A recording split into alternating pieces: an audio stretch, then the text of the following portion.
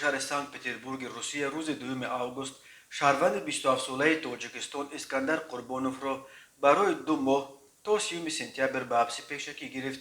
در این باره تلگرام کانال خدمات مشترک مطبوعات دادگاه پتربورگ خبر داد. قربانوف بر اساس قسم دوم ماده 111 کودکس جنایتی روسیه بر رسانیدن آسیب وزنین به سلامتی کودک خردسال ایبدار می شود و به او بر اساس این بند قانون روسیه تا 10 سال زندان تهدید می کند. اسکندر قربانوف روز 31 ایول در اساس شکایت همسر 27 سالش از ازبکستان دستگیر شد.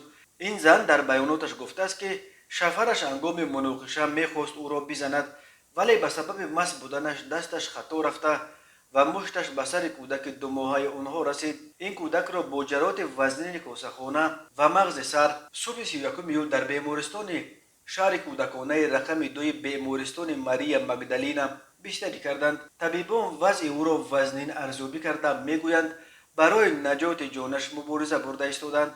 خدمات مشترک مطبوعات دادگاه پتربورگ گفت در هفته مرافعه قربانوف گناه خود را قسما اعتراف کرد. از دادگاه خواست که او را به حبس نگیرند.